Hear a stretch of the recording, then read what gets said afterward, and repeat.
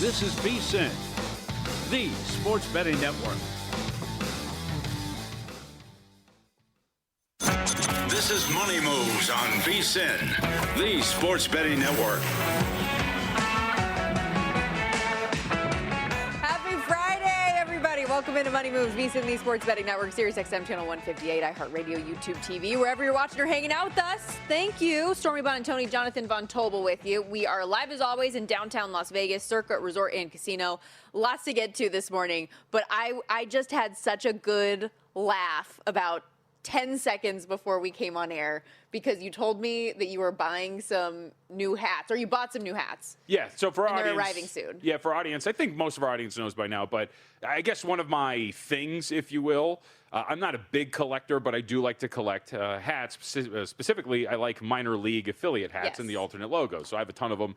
Just bought a new one that I wore the other day on VSiN by the Books with Jensen and Dave. It's the Las Vegas Villains. Very nice. I've sent a picture to you guys. Very clean. Justin and I share that camaraderie. We like a lot of the minor league stuff. So I was sad. When I went to Japan, I got you a minor league Japanese hat as well. But yeah, it doesn't fit your head. It is hanging on my wall for what it's worth. I do have it hanging on my wall. So it is part of the decor. But maybe, so here, all of this to say, maybe there's a chance the hat I got you will begin to fit, because right before we came on air, so the setup here was, I think that I might have to go down a size on the hats because I've noticed some of them are a little big, and I said I think I may have lost some head fat. I don't think that's how heads work, though. I think there's like a little stuff up here, you know? It can't be that much. It's not like it's huge. It's just, it's very slight. Like, I'll have to show you if I see you over a weekend or something, I'll wear a hat and I'll show you what I'm talking about. Like, I understand, like, losing weight in your face or your neck or whatever it is, but I've never heard of, like, your head, because your skull is your skull. No, there's still meat up here. You never had cabeza tacos? Those are very, very good. Oh, my gosh. Have you ever seen My 600-Pound Life? Or 1,000-Pound Sisters? That's the one that it is. No. It's unbelievable, but I'll have to show you. There is a head fat element to this that I didn't know you could gain weight in your forehead, but I'll have to show you. It's actually like a crazy thing. Neither here nor there. I just thought that was funny as we came on, and speaking of big heads, was laughing for no reason. LeBron James, how about that? What? I said, speaking of big heads, LeBron James. Oh, but we got to get to that in a little bit, though. And I'm actually proud of him, because even though J.J. Redick was talking a lot about the officials, he held it in. So we'll get to that in a minute, but let's set the table like we always do. Big Friday show, big guest list as well. Let's jump right in. It's time for the top headlines and topics of the day. This is The Rundown. We are spicing it up on a Friday, JVT, coming up in hour 2. Excited to have VSiN by the Books host Dave Ross join us to break down UFC 328. Great card. Sean Strickland, Hamzat Chimaev, your headliner. Chimaev, by the way, a near $6 favorite. So we'll deep dive into method of victory, the rounds, all the different angles that you can get into for that fight. But a number of really good, interesting ones. It's a 13-fight card. Yeah, I'm very excited for this card, which is why I wanted to talk to Dave. Be out over the weekend to take it all in on Saturday night. So that'll be a ton of fun. Like these good cards, and I feel like we haven't had one for a while. I am a fringe MMA guy, and it is the first of 2 consecutive weekends with some interesting mixed martial arts bouts. Next weekend, we'll have to ask Dave about this. Ronda Rousey will meet Gina Carano it's not the octagon, I believe it's a hexagon. Either way, a good couple of days for mixed martial arts over the next week. Okay, we'll also get into a little morning skate action this morning. I guess if you're not in the Pacific time zone, it's the afternoon for you already, but it's the morning here in Las Vegas. We're going to have VP of Operations here at Circa, as well as the D in Golden Gate, Mike Palm, stop by in 15 minutes. Today, the first day of the summer, we're getting the full 30 with Palm. Excited to get his thoughts on the playoffs at large, but particularly because he and I were both as high as we were on Minnesota coming into the postseason. What does he think about the Wild in this set with the Avs? Can they get a game or 2 in this thing? I'm going to say no, but I'm interested to see what Mike has to say about it and the Vegas series, because I wonder I don't know if you entirely agree with me, but I think that Anaheim has outplayed them for 2 games, and yet it's 1-1. So we'll see if he agrees with that thought. I mean, I told you exactly that on local radio yesterday when I was your guest for 15 minutes. I can't remember what we talked about 5 minutes ago. Hardwood handicapping as well. Plenty of NBA action to discuss today. VSiN senior editor, NBA analyst, host of Hardwood Handicappers, is going to join us. Zach Cohen, he's got some game bets, props as well for the 2 games tonight. We'll also have betting analyst and host Will Hill with some plays in the association. Still waiting on injury report news for Knicks 76ers tonight. Both Joel Embiid and OG Anunoby still questionable where things sit right now, but JVT, at least looking at the line, odds in favor of Philly -1.5 are at least telling you they think that Embiid will be in and OG out. Yes, I think that's how you have to operate. Look, OG Anunoby has a hamstring injury. you're not going to play on a hamstring injury just 2 days removed from it. And OG Anunoby has an odd history with this, not just hamstrings, because athletes injure their hamstrings all the time. Remember Stormy a few years ago where he got hurt in a series against the Indiana Pacers, missed, I think it was 4 games, and had to come back, and I believe it was a game 7, and tried to play through it, and it did not play well. Played about 3 or 4 minutes, looked awful. And so I think that they are going to be hypersensitive to that fact and not try to force him to play through this. He has arguably been their best player both ways. So it is a massive loss for OG Anunoby not to be out there. It's one less big-bodied wing that the 76ers have to worry about defensively, too. And on the flip side, I think that there was some sort of strategery when it came to 76ers saying, you know what, Joel, just take the night off because we're down 1-0. Yeah, if we go down 2-0, it's a hole, but we have 2 home games coming up. We'd rather have you have 3 days off and be fresh for a game 3 back at home than anything else. So I am leaning toward Embiid in, OG Anunoby out. But I've tried to play that game before many times in the NBA, and I've tried to play it with Joel Embiid many times, and I've lost that game many times. Yeah. So that is what I would think. That's what I would assume. That's what I think the market believes. We'll see this probably get up to like 2.5 when Embiid's officially announced and OG Anunoby is not. Maybe to 3. I don't know. The market's weird with this because you get these injuries that we assume are going to happen. Remember the Kevin Durant, the first game that we thought he was going to miss or whether or not he was going to play, and that number was 5.5 in favor of the Rockets, and the market closed at like 6.5, even though we all expected that Kevin Durant was going to play that game. It was after he was officially announced. So maybe it closes a little bit higher. Both of our NBA guests today have a money line play in this game, and they both have the same one. So we'll see if you ultimately end up agreeing with it. You don't need to. I mean, our guests don't need to know. It's a surprise. It's a tease. Before we look fully forward, though, let's look back to last night a little bit. Both the Pistons and Thunders go up 2-0 respectively in their series. Both favorites winning and covering the spread as well. Worth noting, teams that go up 2-0 in their series since they changed the format to best of 7 historically go on to win in the NBA 92% of the time. So a good omen if you are somebody who is backing the favorites here for Cleveland. We're kind of in I feel bad for you territory now a little bit, especially considering, and I know it's been thematic when we talk about the Cleveland Cavaliers since they brought in James Harden. But you bring him in to be the final piece to the puzzle to get you over the hump, and he has done nothing to quiet the narrative about him in big games and in the postseason. If anything, I think he might have made it worse in some cases, but they ultimately lose last night by 10. Yeah, so 10.6 rebounds, 3 assists, 3 of 13 shooting from the floor. I believe there was 1 shot attempt in the fourth quarter from James Harden, 0 for 4 from three-point range. There are many reasons why the Cleveland Cavaliers are down in this series, 2-0 to the Detroit Pistons, but it is starting to grow that the onus should be on James Harden to an extent. Donovan Mitchell hasn't played particularly well. Evan Mobley hasn't played particularly well. This is from Tim Bontemps, and this is an incredible stat. They had it on the Hoop Collective podcast earlier today. The Pistons were 7 for 7 on drives to the basket when James Harden was the primary defender in the game. They were 5 for 5 in the second half. He is the first player to allow an opponent to be 7 to 7 or better on drives in a playoff game since player tracking began. Not good. So not only are you not contributing on offense, you're not contributing at all on defense. And Harden was never a lockdown defender, but he was, and he still is, a good low-post defender. He is pretty sturdy, can't really be moved down there when he's forced to guard the low block, all those sort of things. He's got his strengths, but this is absolutely insane. And now, I'll set this up, this Cleveland team continues to struggle, and this has been a large sample size. It's not just the Detroit series. They have trailed by 10 or more points in 7 out of the last 8 playoff games. Donovan Mitchell was asked about that after the game. I think the biggest thing starts with just it's self-inflicted. I mean, I feel like it's turnovers. I mean, we won the possession game in a sense, but just like the way we started, I think hasn't been great.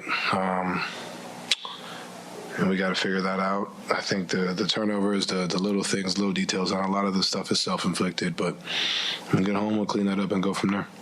And the reason why I wanted to set that up, Stormy, is he says the key thing at the end. They go back home. On the road in this postseason, they're 0-5 straight up and against the spread. They've been outscored by 9.5 points every 100 possessions in non-garbage time, and they have a 104.9 offensive rating. At home, they are 4-0 straight up, 3-1 against the spread. They have outscored their opponents by 10.6 points per 100 possessions. That's just Toronto. They haven't played Detroit there yet. With an offensive rating of 122.7.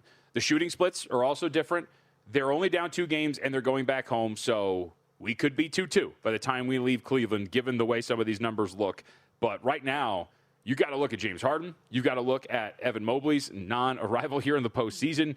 And you got to look at Kenny Atkinson, and you've got to tell him that he's got to figure out what he's going to do with some of these rotations and these lineups because they are in a hole and they look awful. Because of that home road differential, though, probably makes sense as to why we've already seen Game 3 bet up in favor of the Cavs from 2.5 out to 4.5 now. That totaled to 11.5. And we know, big picture in a lot of these sports, right? We talk about teams going down 2-0, back home in a desperation spot. Is that the angle where maybe not even just for the full game, but you want to target first quarter, first half in favor of Cleveland? No, so you don't but that's only because... I'm just saying that's the thought process, right? That's the thought process, but I'm saying you don't because, so the line for the game is what? 4.5. The line for the first half is 3 or 3.5 in multiple spots. The line for it's the all first, built in. Yes, it's all built in, and I'm assuming that the first quarter is going to be somewhere around 2 when you get this thing opened up. Like, you're not getting a discount on these sort of things. So we'll see how it goes, but that's all really baked into this, the expectation, and maybe it is. Look, Game 2 for San Antonio in Minnesota, I took the play of principle, and I took Minnesota plus 10.5 because I was like, this is stupid. Just because they lost the first game, you shouldn't get this up to 10.5.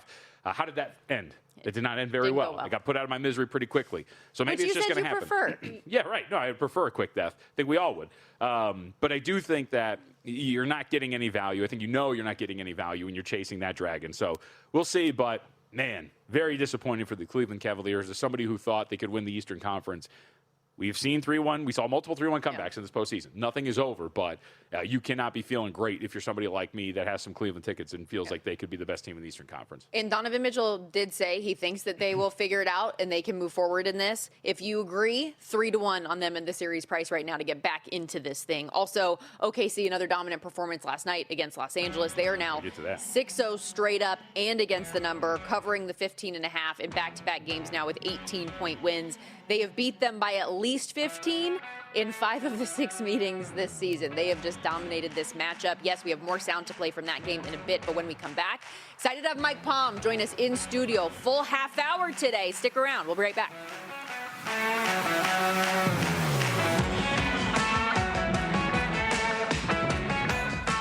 So you're listening to this podcast because you want an edge. But what if I told you you're only halfway there? You've got the mindset. Now it's time to get the toolkit to match. Here's the thing. Pro bettors spend thousands on data and tools. But what they don't want you to know is that you can get the same edge for a fraction of the cost with VSiN Pro. VSiN Pro gives you access to expert picks, public betting data, prop projections, powerful tools, analytics, and more. Just tap the link in the description and see why thousands of bettors are already using VSiN Pro to cash more bets.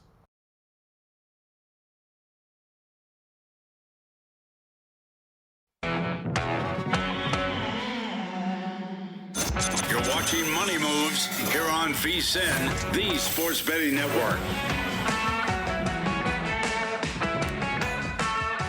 Rolling along here, Money Moves, VSiN, the Sports Betting Network. Stormy, Buonantony, Jonathan Von Tobel with you. And we are excited for the first time as we get summer underway. Mike Palm will be joining us for a full half hour, VP of Operations here at Circa, where we're broadcasting from, as well as Golden Gate and the D. Don't miss Palm Saturdays as well over in Chicago, 104.3 The Score. What's up? One of your idols on as my guest next week on Who'd you Palm have? Set. Christine Brennan will be on tomorrow morning, live from Indianapolis as she covers Caitlin Clark's return to the WNBA. On her game, they released the paperback version this week, and so Simon & Schuster sent me the 30 additional pages she wrote for the afterword from that's been added since she originally released the book, the hardcover copy a year ago. So I'm looking forward to that. I'm sure Stormy idolized her growing up, reading her and Edwin Pope in the Miami Herald.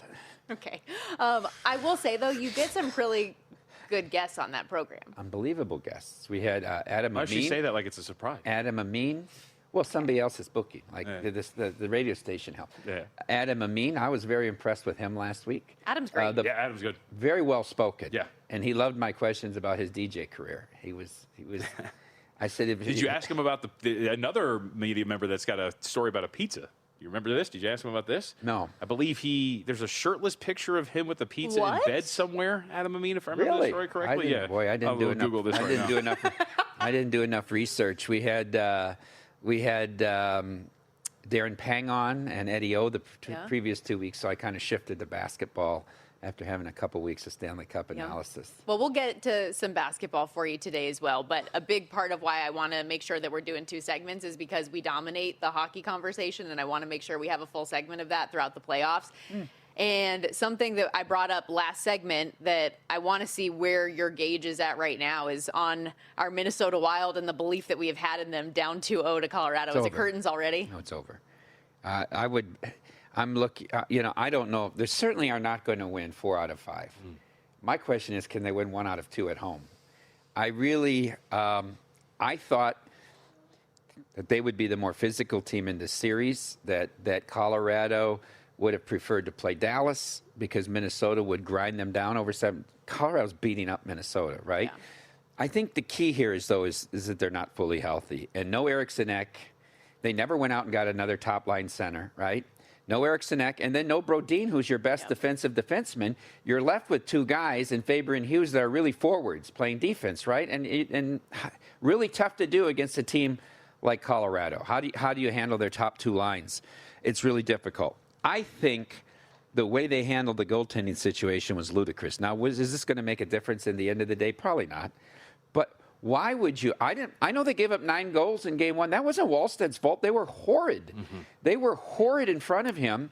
But then to go to Gustafsson, who everybody had lost confidence in, and who refused to play with the AAA lineups at the end of the year once they were locked into their seed, to go to him in game 2 and then find out that before game 2, they had already told both goaltenders Wallstead was still starting game 3 in Minneapolis no matter what. What, are you kidding me? You mean if Gustafsson shut out Colorado in game 2, he still was going back to the bed? I don't understand what they're doing there. And then for Hines to come out and say, oh, Gustafsson was great. He wasn't great. I thought he was awful on 3 of the 4 goals. Right? I thought Wedgwood plays his best game of the playoffs in game. If he plays like that, nobody's coming close to Colorado. He was very good in game 2. But I don't like the way they handled it. Look, that Hines is the first series he ever won was the series against Dallas in his 11, 12 years. If I'm Guerin, and Guerin will do what he wants, but if I'm Guerin, when this series is over, I'm calling Bruce Cassidy. This is a win-now team. They can deal with Cassidy's personality for a year or 2, but I'm calling Bruce Cassidy before Edmonton can. You agree with that? I mean, I think Bruce Cassidy is going to get a job where he wants to. Whether it's in media or coaching, right? He's not going to be without very long. But I think people in Minnesota like and believe in John Hines. Why? And so I don't know. They never won a series before they beat Dallas. What's the belief? I don't understand on what's the belief based. I think they've grown, right? And this year they went out and acquired people. They went. Yeah. I think that's a part of it. They obviously. way overpaid Kaprizov. $18 million a year? Are you kidding me? But that's not him. I know, but they way overpaid for him. They better win now. Because you're not going to sign Hughes after next season. So because you mentioned, though, like the health issues that Minnesota has right now, do you think that maybe this extended break that they have because of the PWHL stuff going on, that they can get some bodies back and maybe get that first game back in Minnesota? You have to win that game. You have to win that game. You have to win that game, or there will be no energy in the building in game 4 if you lose game 3. So is there any interest in a plus 110 on Minnesota? No, 0. If you put plus 210, I'll have interest, Stormy. I think that they're just really up against it. Does the betting market price these situations like they do in the NBA playoffs? Team down 2-0, going back home. Like we know how juiced those are for the NBA teams in the NHL. Not nearly as much as you do in the NBA. Not nearly as much. Yeah, you'll see some fat. When we were just talking about that with the Cleveland game, it's absolutely insane when you look at for that. We have both been pretty adamant that through 2 games in this Anaheim-Vegas series that Vegas has been outplayed, and they're pretty lucky to be up 1-0 at this point. How do you see Game 3 going tonight? Well, it's interesting because if you like Anaheim, you better bet them now. They're still a dog in the series. Yep. You still get 135, 140 on them. This will flip quickly if they win tonight and beat the Knights. I was dismayed. I thought I would have said, if you were scoring it and just on how the game played in Game 1, I would say it was like, 55-45 or 54-46 Anaheim. Game 2 was not close. No. The Knights generated no scoring opportunities. When they killed that, they had a 6.5-minute penalty, right? Of which a minute 40 was 5-on-3. And then when they came out of that, immediately the Ducks took a penalty. I said, if the Knights can score here, it will deflate this young team. But they didn't. And there was no really third period push, maybe for a few minutes there, like with 9 to 7 minutes left to go.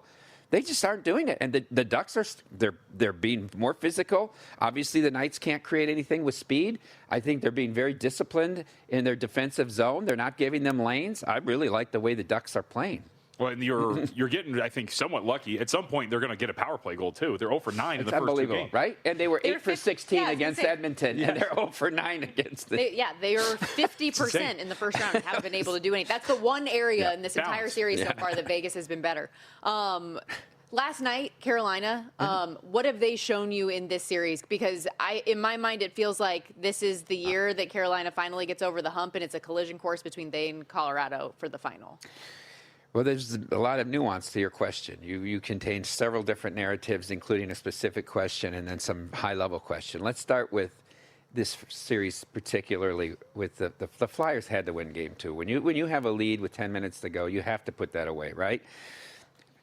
The Hurricane power play, or Hurricane penalty kill, which is very good, just might be the greatest 5-on-3 penalty kill I've ever seen. Teams don't even get shots against them 5-on-3. It's ridiculous, right? And the Flyers they're a really aggressive penalty kill. They play it a lot differently than most teams. The Knights just sit in a shell, right? Yeah. And just kind of move. They don't try to really steal the puck unless it's... Carolina is so aggressive. I mean, they're trying to score on their penalty kill. And every year they always lead. They're in the top 3 in shorthanded goals. Well, I think, and the Flyers have the worst power play in the NHL in the regular season anyways. So this series is over. I do think that the Sabres can give Carolina problems. Because of they just roll those 4 lines out there, right? They just keep coming. Now, I'm not saying the series of Montreal is over, because if you look at it, all the teams that were extended against teams with short series were not competitive in the first game, right? So you can throw it out and say a little bit, that was a tough situation coming off a ridiculous 7-game series with 5 overtimes where it was always tied or a 1 goal, and then you go in to play Buffalo, who had several days rest. You can throw that out. Let's see how they respond tonight, because Montreal's got to throw the kitchen sink at Buffalo early and really test Alex Lyon. I don't know about you, Stormy, but I'm still not buying Freddie Anderson. I'm still not. I'm waiting. He hasn't played a team that's put rubber on him yet, right? I don't think it's not even just you have to have a nuanced hockey eye like you two. Yep. Just look at his numbers in the regular season and where he's doing right now. There's no way you can flip that dramatically. We were talking about Conn Smythe earlier this week. I was like, you can't. Freddie Anderson is the second shot on the board, and you can't bet him because he's eventually going to have a clunker here at some point. I've lost faith in Freddie Anderson from his last 2 years in Anaheim, through his years in Toronto, into his years in Carolina, right? And I thought they were making the wrong decision to start Anderson to start the playoffs, but Busby was bad. Like post-Olympic break, he was bad. But still, if you look at the whole year, he was much better than Anderson. Anderson was awful. Anderson was in the bottom 5 in goaltenders during the year. But they've made the right decision so far. Anderson's been solid. But do you trust him when he faces a team that's going to put a lot of shots on him, like Buffalo or like Colorado? That's when you got to hope all of the defensemen are selling out for you in front of him, too. But to your point about the regular season, the last month of the year, the Canes goalies combined were 31st in the NHL in save percentage. It was terrible. That was the thing that everybody thought once we got to this point would hold them back. And the fact that he's been awesome has been significant. To your point, Stormy, there's just no more excuses for this crew, right? There's no Rangers that taken them out several times. There's no Florida and no Tampa. And so there's no more excuses. And whether it's Buffalo or Montreal, it's a young team. Like, you've had the experience. You've been in the Eastern Conference Finals several times. Yet you've only won 1 game the last, 3 times you've been there? Crazy. It'd be an abject failure if they didn't get to the final. All right, we got to step aside here on Money Moves. Mike's going to stick around with us, though. I have one more hockey question. So what? I thought we were going to have some NBA. We are. Why didn't John just take a 30-minute break? We got a lot. We'll be right back. Yeah, I mean...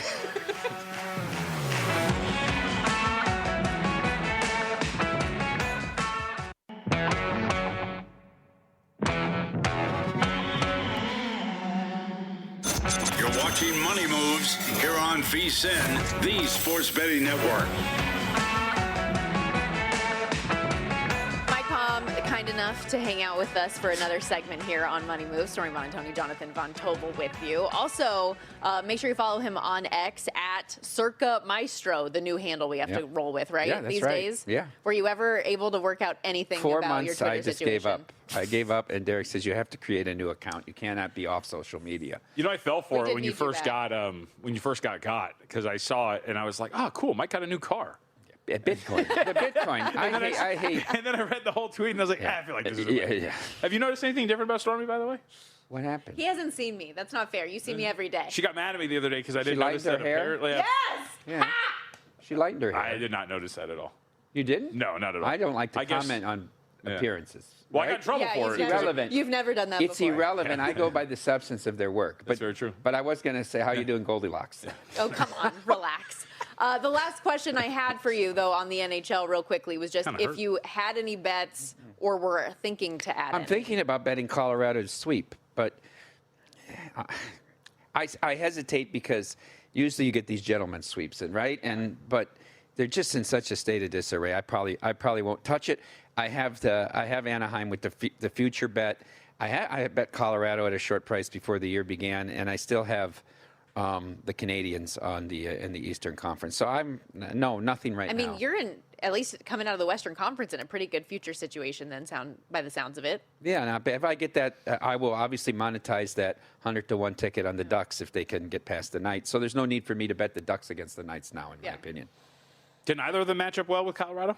No, nobody matches up well with Colorado. Nobody. Right. Carolina doesn't. Nobody matches up well with Colorado. That's why I bet McKinnon for Conn Smythe. Yeah. Just because I feel like he whoever him? comes out of this round, there's no match. Did you see Celebrini was not a Hart finalist? Yeah. That's tough for all those folks that kept pounding him with Jonathan Davis all year. All right, so where do you want to go? Love a good shot. That was good. Where do you want to go here, NBA or Major League Baseball? I say we let Jonathan choose. Ooh, let's see. Pressure's on. I mean, you and I were having a spirited discussion about Major League Baseball. Let's go there. We can. Yeah, because I think there's a lot going on here. But I like the bet that you were telling me that you made in the AL Central. Yeah, and if you would have told me I would have made this before the year, I would have said I'm crazy. I Yep. did bet their over wins because I did like the moves they made. I think they were gradually making progress. The White Sox. I mean, the whole town of Chicago is obsessed with Yep. the Cubs, but they can't win the World Series in May, right? I think the more interesting story is this AL Central and how it's evolving, especially with the Skubal injury that opens up the Cy Young market, and it also really hampers the Tigers. You see Framber, I know he thought they were stealing signs too, but this guy throughout the course of his career has proven to be a psychopath, okay? He plugged his own catcher after he gave up the Grand Slam. Go back the year before that. He had 13 hit batters. The year before that, 12 of them were after a home run. I mean, this guy's out there. It's also just cantankerous. Remember, there was a couple of starts. I think he was even in the postseason where he was purposely raising his fastball because he just wanted to work on the velocity. And his manager's like, "Dude, stop doing that." And he's like, "Nope." He's a weird guy. If you followed his career, he's awful. If they commit an error behind him, he loses it. Anyhow, so their staff's in disarray. All the injuries. I'm not saying Detroit's out of it, but Minnesota is not good. Okay, they had a nice little start when they played nobody. Now they're playing. Okay, Minnesota's not good. Kansas City is not good. And already here, Lugo, 103 pitches in 4 innings. Here we go. We're ready for the IL soon, right? Yep. Reagan's is hurt. Yep. So I think it's a 3-team race in the Central. I think it's Guardians, Tigers, and White Sox. And so I took 25-1. Now, you could have got 75-1 before the season started, and 2 weeks ago you could have 51. But they had a nice West Coast trip. I like the way their young staff's developing. I'm concerned about the bullpen. Sir Anthony hasn't been what we thought he would be as a closer. But look, they're exciting, and I think 4 out of 5 nights you probably get quality starts out of them. Davis Martin's been great, the 3rd lowest ERA in Major League Baseball. So I'm going to take a shot there. To stay with Chicago, though, because like you said, everybody's infatuated with the Cubs right now, tied for the best record in baseball. Are there any concerns, though, about all of the injuries racking up on the pitching side? I mean, especially now Matthew Boyd, add that to the list this week. Playing with his children. Yeah. Sitting down. He was sitting down He went and to tore sit his down meniscus. and tore his meniscus. Yeah. Yeah, that's tough. What's it mean for me and you? It's relatable. It's relatable. You know It's what I mean? relatable is what that means. And of course, I think I'm buoyed a little bit by the fact that Imanaga has been, he had 2 rough starts, and he's been great since. I guess he gave up 5 against the Dodgers, but 5 out of his last 6 starts have been really good. They'll bring Assad along, right? He was always kind of that 5-inning guy that they got to bring along and sort of piece it together. But, if you score 5 or 6 runs a game, that helps out a lot, too. And they've been getting a lot of contributions. Ballesteros is this great discovery. So it's a really compelling story, right? And it's fun to be around the Cubs. And I think it took a chunk out of the Reds and all the momentum they'd built with a good start when you get swept in 4 games like that. But we'll see. They go to Texas tonight. It's a strange environment to play in one of these American League cities you don't go to every year. Let's see how they do it over the weekend against the Rangers. There's another division where nobody wants to win. Right? Yep. The only thing I was right about was Houston was going to be bad. Yeah. Now, I told you a few weeks ago, bet the Nationals on the overnight over. You've got to start doing this with the Astros. They're bottom 5 pitching, top 5 offense. Yeah. So I'm going to add that on both of them. Astros, Nats, auto overs every game. We're hitting at 64% with the Nats on the overs. To that point, too, I thought it was surprising. We talked about this yesterday for the A's. So they had a good performance yesterday. They kind of salvaged a little bit of that series against Philly. They're going to be in Baltimore this weekend. But they're still like 2 to 1 to make the postseason. The way that division looks, I was looking at a bunch of top 5, bottom 5 different stats. You know, A's are top 5 in fielding. Yeah. It's a surprise, right? I wouldn't have said. I hate that they don't really have a home field advantage playing in Sacramento. I think if push comes to shove, that does make a difference at the end of the year. And you got a pitcher who hates pitching at home. They should just not put him. Let's skip his start or whatever, Severine. Move him back 2 days. He hates pitching there and pitches terrible every time. Why keep making him go out there? I'm with you. Again, ERA is well over 4 this year. He's awful. Then he puts together some good road starts, and you're like, what are you doing? Like, he's giving you 7 on the road and scattering like 3 hits and looking great, and you can't do it.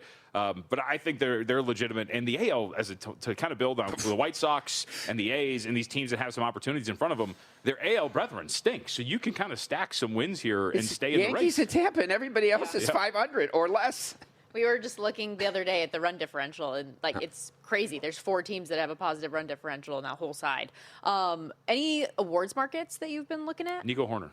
No, there's no shot. I mean, what are you going to? Somebody's going to have to. Otani's going to have to be out for 6 weeks. He's going to have to miss the season. It's something, right? And even then, what's the point of demarcation what's the point of no return in the season?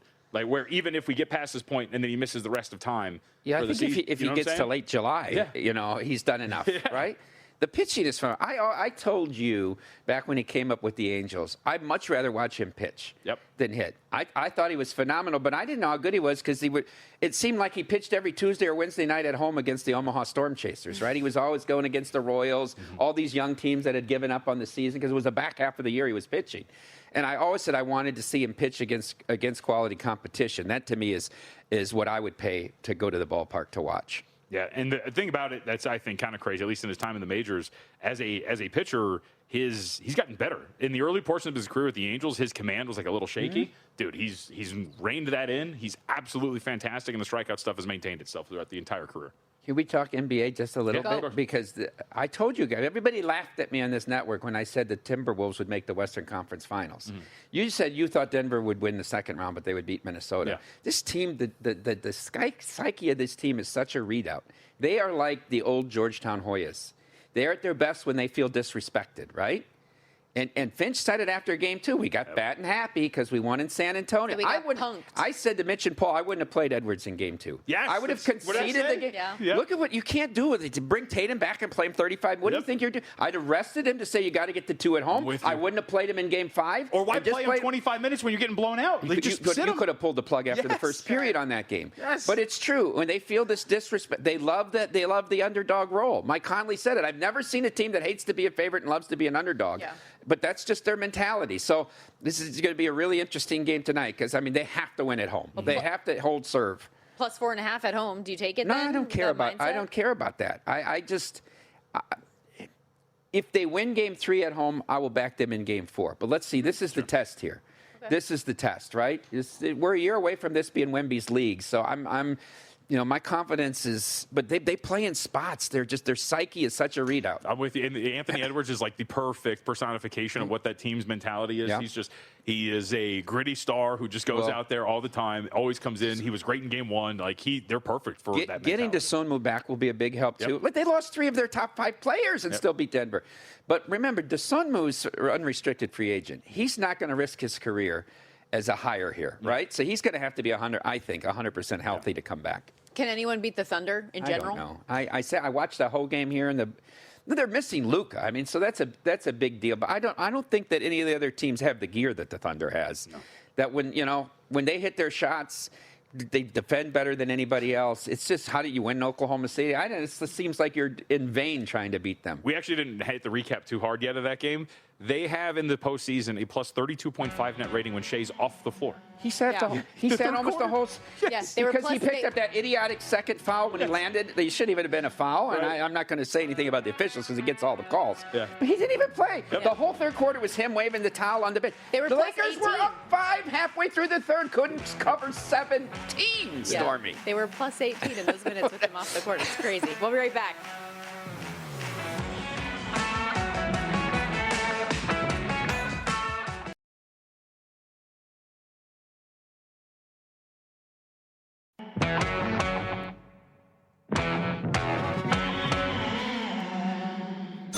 You're watching Money Moves here on VSiN, the Sports Betting Network.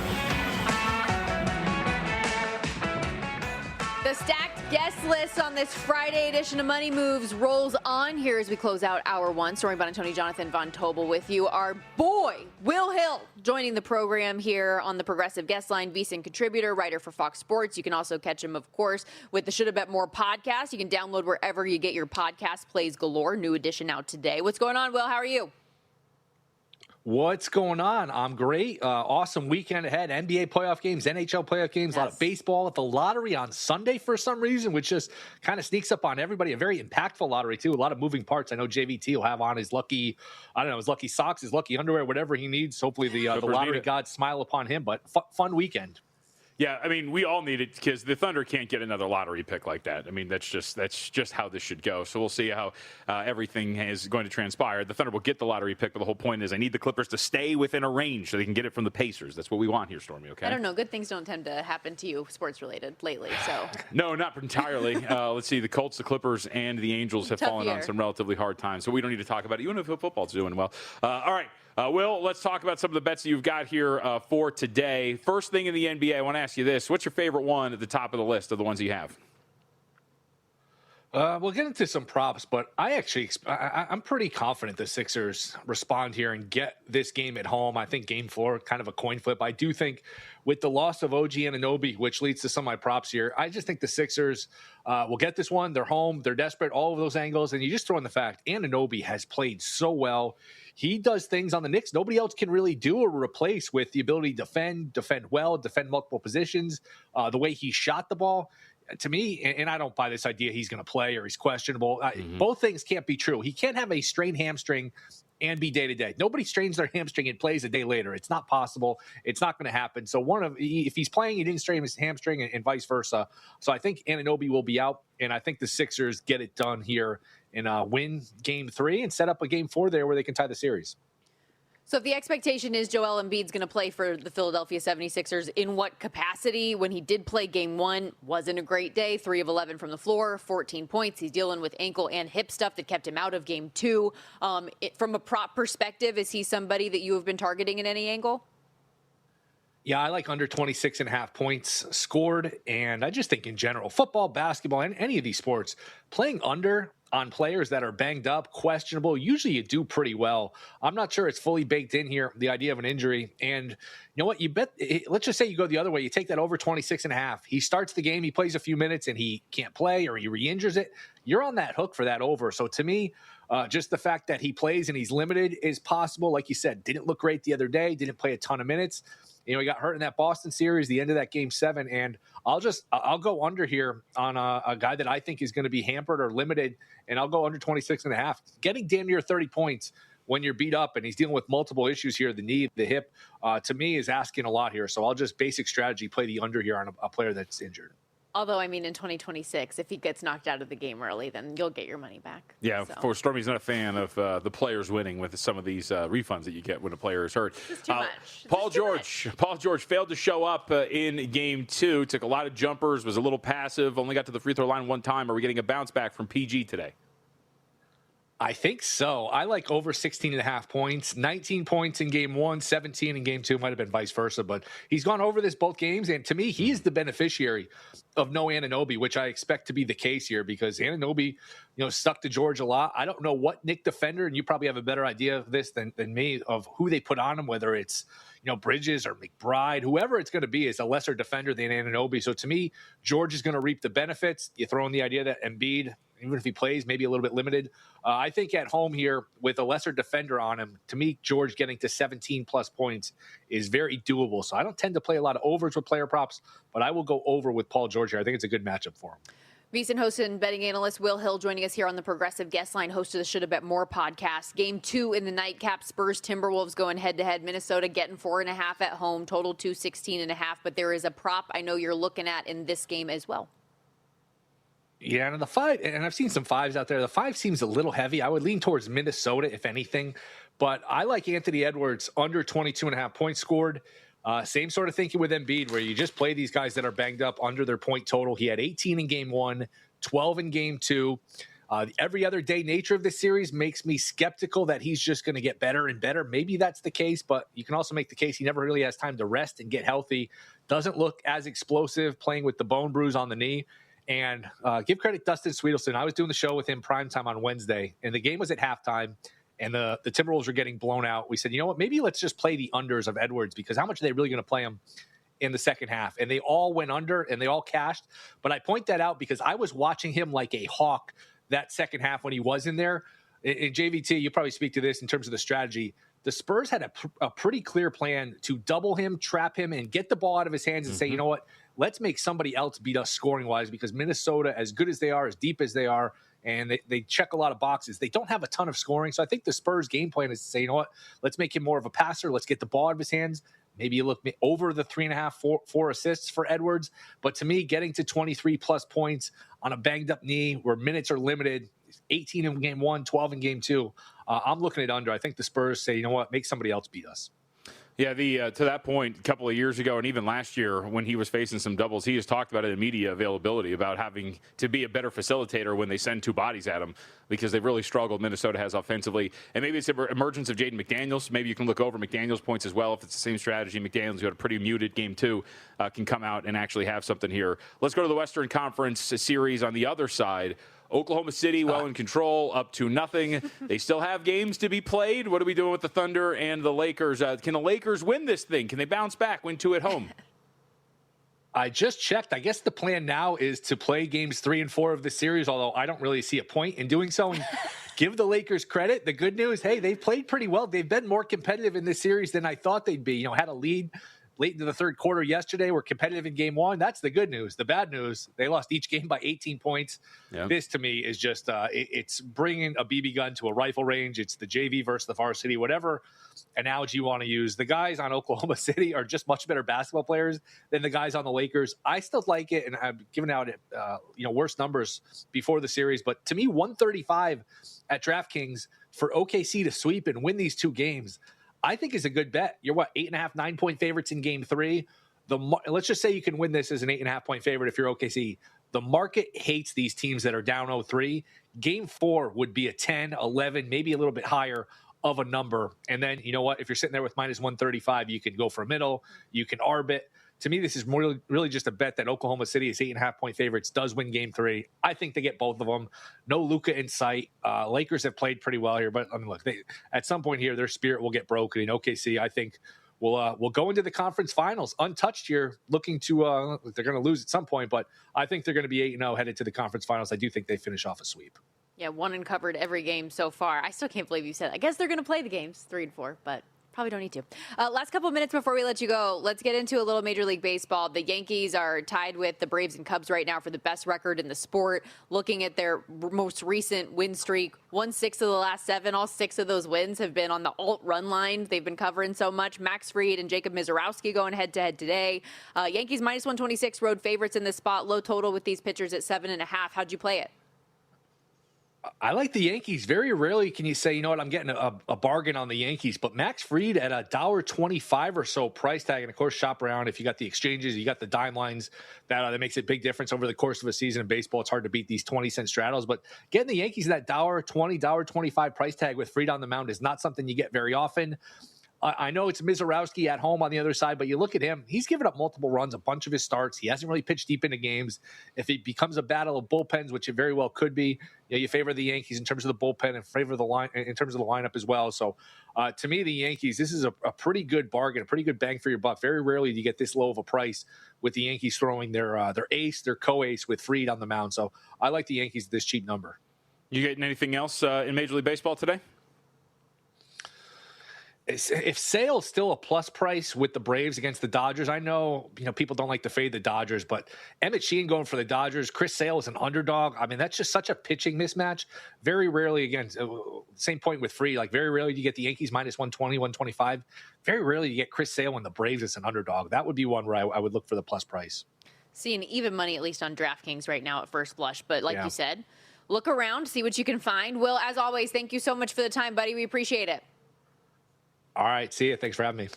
Will Hill. As always, you can catch him, the Should Have Bet More podcast. Like I said earlier, new edition out today. Also hosting all over the network. And you can follow him on X at @TheWillHill. Lots of double letters in that one. I always kind of mess up when I type, but get ready for it. And content up at the website each and every day as well. If you haven't heard, we have a new deal going on right now where instead of our usual $240 price, it's just $199 for the annual subscription. Plus, we're giving you 2 extra months right now. So 14 months of a VSiN Pro subscription. You get unlimited access to all of the articles we have up at the website, real-time bet splits, AI-powered prop tools and matchup analysis, plus all of the video as well. If you got the VSiN Watch app, you can watch everything for free as a part of it. VSiN.com/subscribe. Stick around. We're kicking off hour 2 coming up next, and we're going to dive into what is a pretty deep card in UFC coming up this weekend for UFC 328 with Dave Ross.